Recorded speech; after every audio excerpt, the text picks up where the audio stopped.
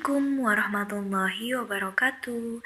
Perkenalkan, kami kelompok 1 dari kelas Filsafat Pendidikan Islam. Kelompok kami beranggotakan yang pertama ada Firdansyah Arif, Aninda Dewi, dan Wahyu Ekawati. Kami membawakan materi tentang kedudukan al-urf sebagai sumber hukum Islam menurut pandangan filsafat pendidikan Islam. Selamat menyimak. Dalam kajian filsafat pendidikan Islam, pada dasarnya terdapat dua landasan, yaitu landasan primer dan sekunder. Landasan primernya adalah Al-Quran dan hadis. Bagaimanapun juga, mau perkembangan iptek seperti apa, filsafat pendidikan Islam tetap dalam koridor agama yang tidak boleh menyimpang dari Al-Quran dan hadis. Al-Quran ini seperti yang kita ketahui bersama bahwa dalam Al-Quran semua kajian keislaman ada di dalamnya, seperti akidah, akhlak, dan juga syariat. Semuanya sangat kental sesuai dengan ajaran agama Islam. Selain itu, di sisi lain ada hadis yang merupakan penguat dari ajaran atau kajian Al-Quran yang pembahasannya masih bersifat global. Namun, hadis ini sebagai penjelas dari Al-Quran yang bahasanya masih global tersebut dan terdapat makna yang sulit dipahami. Hadis berasal dari Nabi baik perkataan maupun perbuatan.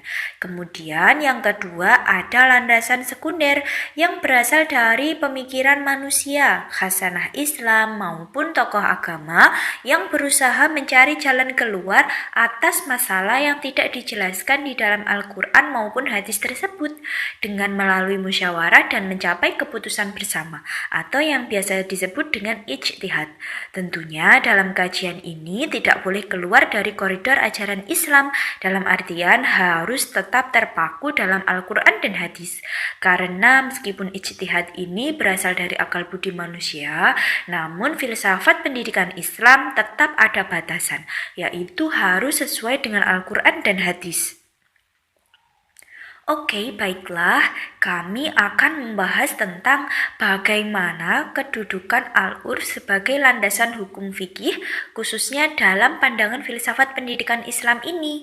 Bagaimana menurut Anda, Mbak Aninda? Baik, terima kasih. Menurut saya, dalam konteks pengembangan relevansi dan akomodasi terhadap tradisi yang berkembang, maka urf memiliki peran penting dalam pengembangan norma hukum Islam, yang dalam bahasa ilmu usul fikih dikenal dengan urf. Secara etimologis, urf bermakna hal yang baik. Secara terminologis, urf adalah tradisi mayoritas kaum, baik dalam bentuk perkataan rasio atau tindakan empiris. Adapun dalil normatif urf ini adalah firman Allah yang pada intinya memerintahkan untuk melakukan yang al-ma'ruf. Dalam Quran surat Al-A'raf ayat 199. Dari sudut pandang objeknya, urf dapat dibagi menjadi dua macam, yaitu yang pertama urf sahih, yang merupakan kebiasaan masyarakat dalam bentuk perkataan atau tindakan yang diakui oleh dalil-dalil normatif hukum Islam. Urf sahih mempunyai kedudukan hukum yang kuat, bahkan dapat dikukuhkan sebagai bagian integral dari penetapan hukum Islam sebagaimana kaidah al-adl al-mukamamah, yaitu tradisi dapat dikukuhkan menjadi ketentuan hukum Islam. Yang kedua, urf fasid, yaitu kebiasaan dalam bentuk perkataan atau tindakan yang dikenal dan diamalkan masyarakat, tetapi hal itu bertentangan dengan norma hukum syara.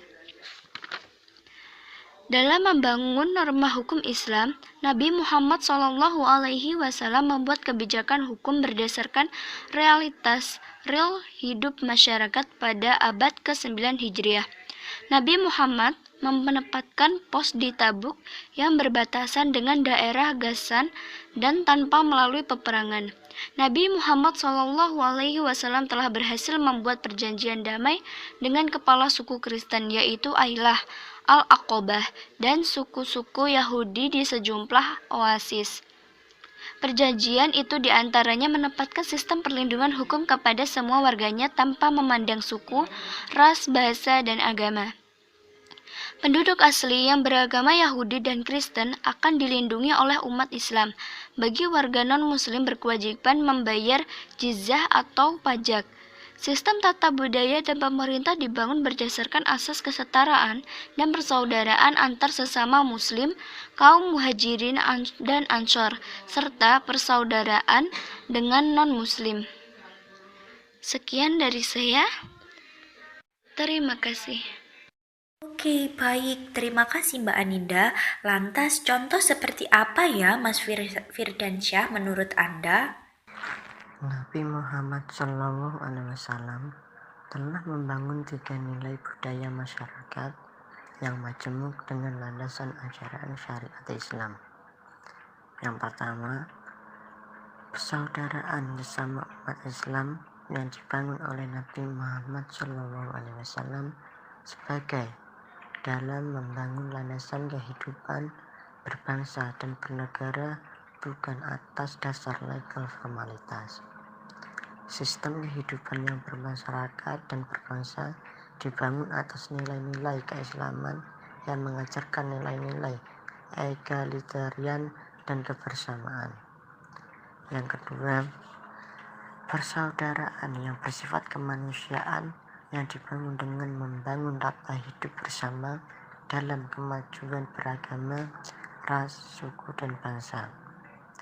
Yang ketiga, persaudaraan sebangsa dan setanah air yang dibangun dengan tata nilai yang mengajarkan kesetaraan sesama warga negara, sistem tata hidup beragama, bermasyarakat, dan berbangsa dibangun dengan nilai-nilai ajaran hukum Islam yang ideal dan progresif yang di kemudian hari menjadi prinsip dalam ijtihad hukum Islam. Kemudian tradisi pembangunan hukum yang disunahkan Nabi berdasarkan asas tradisi atau budaya atau urf kemudian dilanjutkan oleh generasi penerusnya, sahabat, tabi'in, dan seterusnya hingga masa Imam Mazhab. Para Imam Mazhab telah menetapkan urf sebagai masalah satu basis pembangunan norma hukum Islam.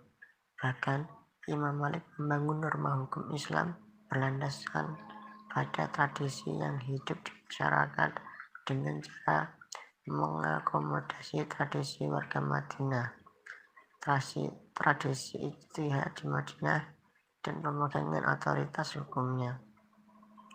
Walaupun demikian, teori urf bukan teori yang berdiri sendiri tanpa ada kaitan dengan sistem hukum lainnya, tetapi juga berkaitan dengan aspek kuasalitas hukum, di mana urf itu harus memberikan dampak kemaslahatan, jika tidak maka akan dianggap urf fasid.